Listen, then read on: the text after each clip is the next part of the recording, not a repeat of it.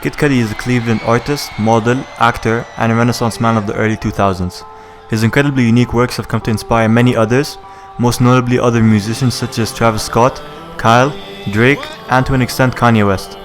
I am slightly late to the news about Kid Cudi's new Netflix show based on his forthcoming album Intergalactic, reason being that I just recently realized how big this could be in terms of his career. I think that the announcement of a Netflix show is a great end for one of the greatest musical comebacks ever. I'm so reborn. I'm moving forward. Keep moving forward.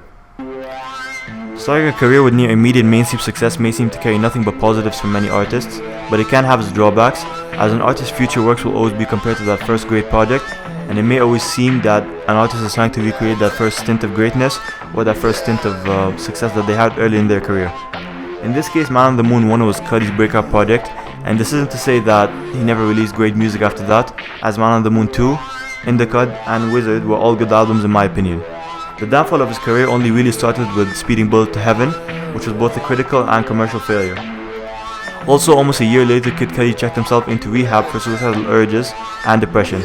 So to think that a person who was suffering to that extent in both their career and their personal lives was able to come back in December of that same year with such a quality album in Passion, Pain and Demon Slaying really proves just how great of a comeback this was.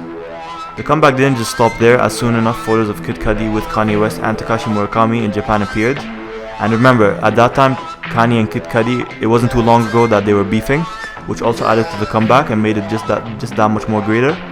And on June 8, 2018, Kid See Ghost released, with the standout track being Reborn obviously. This was the obvious mark of Kid Cudi's return to stardom, with approval from Melon.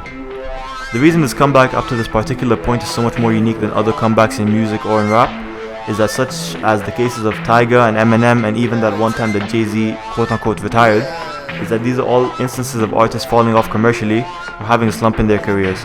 Kid Cudi's case wasn't this simple or this linear, as his hardships extended to lengths such as his own mental illness, his most personal and experimental album up to that point being torn to pieces by the internet.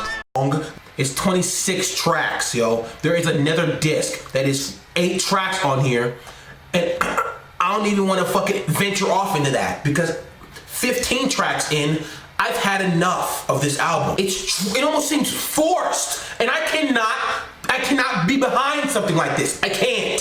I really hope to God Kid Cudi can come back from this.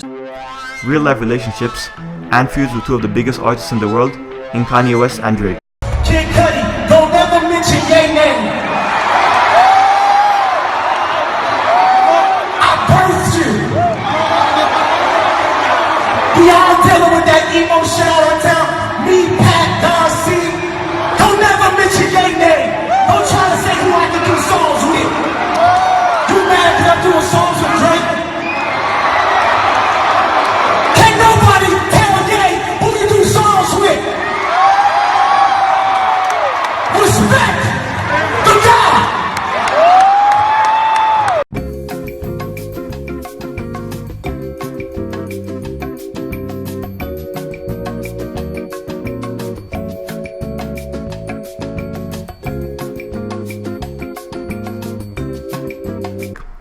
You simply can't make this up. Things could have gone seriously south for him.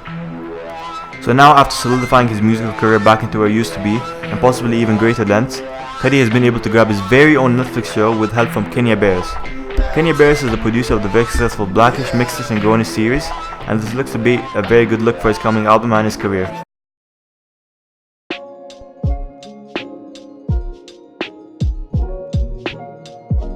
In conclusion, it's very poetic that such a unique artist would go on to have an equally unique career path and resurgence. It's not very often that an artist goes from publicly feuding with someone to making some of their best music with that same person not even 2 years later.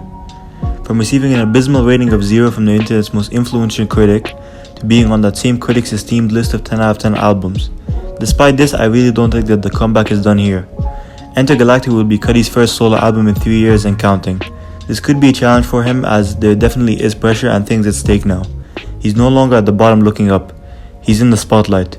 Still, I have absolutely no doubts that it will be a phenomenal album.